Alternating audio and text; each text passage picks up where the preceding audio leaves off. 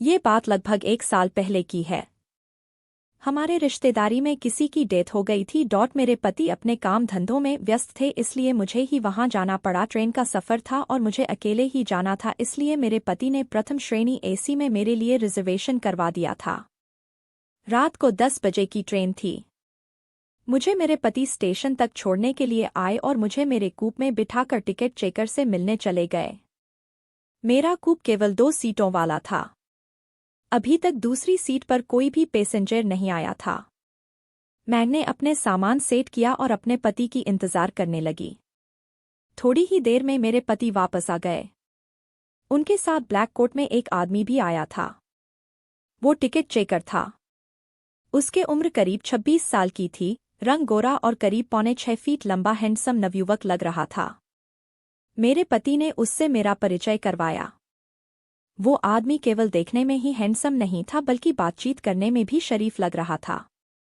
उसने मुझसे कहा, चिंता मत कीजिए मैडम, मैं इसी कोच में हूँ, कोई भी परेशानी हो तो मुझे बता दीजिएगा, मैं हाजिर हो जाऊंगा। आपके साथ वाली बर्थ खाली है, अगर कोई पैसेंजर आया भी तो कोई महिला ही आएगी, इसलिए आप निश्चिंत होकर सो सकती हैं। उसकी बातों से मुझे और मेरे साथ साथ मेरे पति को भी तसल्ली हो गई। ट्रेन चलने वाली थी, इसलिए मेरे पति ट्रेन से नीचे उतर गए। उसी समय ट्रेन चलती, मैंने अपने पति को खिड़की में से बाय किया और फिर अपने सीट पर आराम से बैठ गई। दोस्तों, मुझे आज अपने पति से दूर जाने में बिल्कुल अच्छा नहीं लग रहा था। इसका कारण ये था कि मेरी महीना खत्म हुए अभी 1 ही दिन बीता था और जैसा कि आप सब लोग जानते हैं, ऐसे दिनों में शरीर की चाहत कितनी बढ़ जाती है।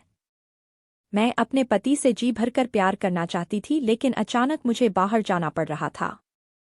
इसी कारण से मैं मन ही मन दुखी थी। तभी कूप में वो हैंडसम टीटी आ गया। उसने कहा, मैडम आप गेट बंद कर लीजिए, मैं कुछ देर में आता हूँ, तब आपका टिकट चेक कर लूंगा। उसके जाने के बाद मैंने सोचा कि चलो कपड़े बदल लेती हूँ, क्योंकि रात भर का सफर था और मुझे साड़ी में नींद नहीं आती। ये सोचकर मैंने गाउन निकालने के लिए अपना सूटकेस खोला तो सर पकड़ लिया, क्योंकि मैं जल्दबाजी में गाउन के ऊपर वाला नेट का पीस तो ले आई थी, लेकिन अंदर पहनने वाला हिस्सा घर पर ही रह गया था। जो हिस्सा मैं लाई थी वो पूरा जालीदार था, जिसमें से सब कुछ दिखता था। करीब 2 मिनट बैठने के बाद मेरी अंतरात्मा ने मुझे एक नया निर्णय लेने के लिए विवश कर दिया। मैंने सोचा कि क्यों आज इस हैंडसम नौजवान से प्यार का मजा लिया जाए। ये बात दिमाग में आते ही मैंने वो जालीदार कवर निकाल लिया और पहन लिया। सारी तैयारी करने के बाद मैं अपनी सीट पर लेट गई और मैगजीन पढ़ते हुए टीटी का इंतजार करने लगी। मुझे इंतजार करते करते 5 मिनट बीत गए तो मैंने सोचा कि क्यों न पहले खाना खाकर फ्री हो लूँ। ये सोचकर मैंने अपना खाना निकाल लिया जो मैं घर से साथ लाई थी। खाना शुरू करते हुए मैंने सोचा कि खाने के बीच में टीटी टिकट चेक करने आ गया तो बीच में उठकर टिकट निकालना पड़ेगा। ये सोचकर मैंने अपने पर्स में रखा टिकट निकाल लिया। टिकट हाथ में आते ही मेरी आंखों के सामने उस टीटी का जवान शरीर घूम गया और मेरे अंदर की औरत ने अपना काम करना शुरू कर दिया। पूरी तैयारी के बाद मैं खाना खाने लगी। तभी मेरे कूप का गेट खुला और टीटी अंदर आ गया। अंदर आते ही मुझे पारदर्शी कपड़ों में देखकर बेचारे को पसीना आ गया। वह बिल्कुल सकपका गया और इधर उधर देखने लगा। मैंने उसका हौसला बढ़ाने के लिए उसकी तरफ मुस्कुरा कर देखा और कहा, आइए टीटी साहब बैठिए, खाना लेंगे आप। मेरी बात सुनते ही वह बोला, नहीं मैडम आप लीजिए, मैं तो बस आपका टिकट टिक करने आया था। कोई बात नहीं, मैं कुछ देर बाद आ जाऊंगा, आप आराम से खा लीजिए। मैंने उसे सामने वाली सीट पर बैठने का इशारा करते हुए कहा, नहीं आप बैठो ना, मैं अभी आपको टिकट दिखाती हूँ। यह कहकर मैंने अपना खाने का डिब्बा नीचे रख दिया और टिकट ढूंढने का नाटक करने लगी। ये सब करते हुए मैं बार बार नीचे झुक रही थी ताकि वो जी भर के देख ले। ये सारी हरकतें करते हुए मैं ये इंतजार कर रही थी कि वो खुद मेरे लेफ्ट में रखे हुए टिकट को देख ले, और हुआ भी ऐसा ही। उसने मेरे लेफ्ट की ओर इशारा करते हुए कहा, मैडम लगता है आपने टिकट अपने लेफ्ट साइड में रख लिया है। मैंने अनजान बनते हुए अपने गले की तरफ देखा और हंसते हुए कहा, कहाँ यार। बोलते बोलते मैंने अपने खाना लगे हुए हाथों से उसको निकालने की नाकाम कोशिश की और इधर उधर से उंगली डालकर टिकट पकड़ने की कोशिश करते हुए उसे अपने लेफ्ट के दर्शन करवाती रही। जब मेरी उंगली से टकरा कर टिकट और अंदर घुस गया तो मैंने मुस्कुराते हुए उससे कहा, सॉरी यार, अब तो आपको ही मेहनत करनी होगी। मेरी बात सुनते ही वो उठकर मेरे पास आ गया और मेरे गाउन में हाथ डालता हुआ बोला, क्यों नहीं मैडम, मैं खुद निकाल लूंगा। ये बात कहते हुए वो बड़ी अदा से मुस्कुरा उठा था। उसने डरते डरते मेरे गाउन के अंदर हाथ डाला और टिकट पकड़कर बाहर खींचने की कोशिश करने लगा। वो बेचारा टिकट निकलने से डर रहा था, इसलिए मैंने उसको इशारा किया और बोली, हाँ, आप टिकट हाथ डालकर निकाल लो न प्लीज। मेरी बात सुनते ही उसके हौंसले बुलंद हो गए। मैं तो यही चाहती थी, इसलिए मैं उसकी तरफ देखकर मुस्कुराने लगी। मुझे मुस्कुराता देखकर वो खुश हो गया। उसके बाद उसने टिकट निकाल कर चेक किया और मेरी तरफ इशारे करते हुए बोला, आप खाना खा लीजिए, मैं बाकी सवारियों को चेक करके अभी आता हूँ। मैंने भी उसको खुला निमंत्रण देते हुए कहा, जल्दी आना। वो मुस्कुराता हुआ जल्दी से बाहर निकल गया। मैंने भी जल्दी जल्दी अपना खाना खाया और बड़ी बेसब्री से उसका इंतजार करने लगी। जितनी जल्दी मुझे थी उतनी ही उसे भी थी, इसीलिए वो भी 5-7 मिनट में ही वापस आ गया। अंदर आते ही उसने कूप अंदर से लॉक कर लिया और मेरे करीब आकर मुझे से बोला, आओ मैडम, आज आपको फर्स्ट एसी का पूरा मजा दिलवाऊंगा। मैंने भी हाँ दिए। करीब 2-3 मिनट के बाद वो अलग हुआ और लगभग गिड़गिड़ाते हुए बोला, मैडम, एक प्रॉब्लम है। मैंने पूछा, क्यों, क्या हुआ? मैडम, मेरे साथ मेरा एक साथी और है इसी कोच में। अगर मैं उसको ज्यादा देर दिखाई नहीं दूंगा तो वो मुझे ढूंढता हुआ यहाँ आ जाएगा। वो बोला, अगर आप इजाजत दें तो क्या उसको भी बुला। उसके बाद सुनते ही मेरी खुशी ये सोचकर दोगुनी हो गई, चलो आज बहुत दिनों बाद एक साथ प्यार मिलने वाले हैं।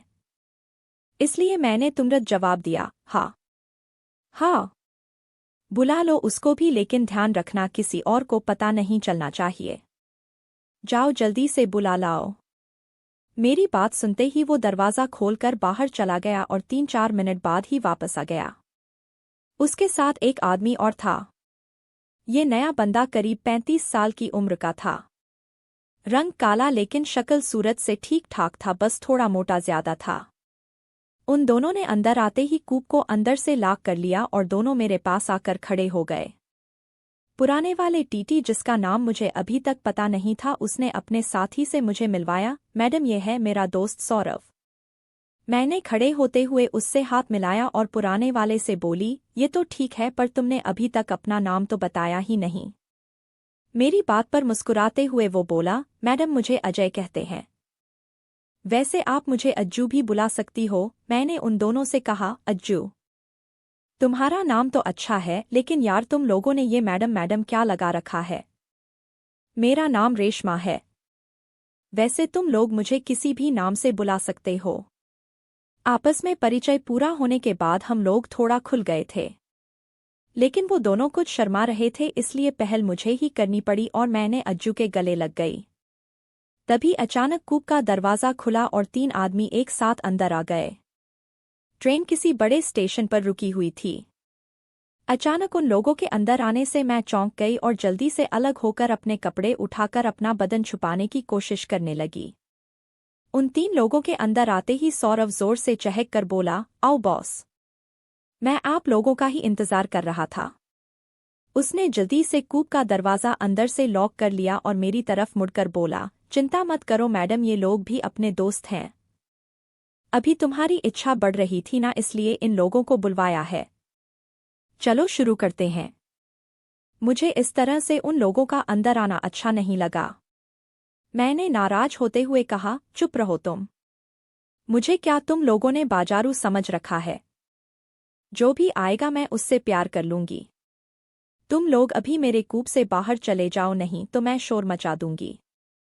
मेरे इस तरह नाराज होने से वो लोग डर गए और मुझे मनाते हुए सौरभ ने कहा, नहीं मैडम, ऐसा नहीं है, अगर आप नहीं चाहोगी तो कुछ भी नहीं करेंगे। जो लोग अभी अभी अंदर आए थे उनमें से एक ने कहा, नहीं मैडम, हमें तो अजय ने भेजा था, अगर आपको बुरा लगता है तो हम लोग बाहर चले जाते हैं। प्लीज आप शोर मत मचाना, हमारी नौकरी चली जाएगी। इस तरह वो चारों ही मुझे मनाने में लग गए। मैंने मन ही मन सोचा कि अब इन लोगों ने मुझे तो देख ही लिया है और अभी तक अपना काम भी नहीं हुआ है। सुबह तो ट्रेन से उतर कर चले ही जाना है, फिर ये लोग कौन सा कभी दोबारा मिलने वाले हैं। ये सोचकर मैंने उनको डराते हुए कहा, ठीक है, मैं तुम लोगों को केवल आधा घंटे का समय देती हूँ, तुम लोग जल्दी जल्दी अपना काम करो और यहाँ से निकल जाओ और अब कोई और इस कूप में नहीं आना चाहिए। वो चारों खुश हो गए और जी मैडम करने लगे। सौरव ने उन लोगों से कहा कि चलो अब मैडम का मन दोबारा से ठीक करना पड़ेगा, तुम लोग आगे आ जाओ। तो दोस्तों, ये थी मेरी ट्रेन स्टाफ से की हुई दास्तान। अगली बार इससे भी खतरनाक कहानी के लिए तैयार रहें।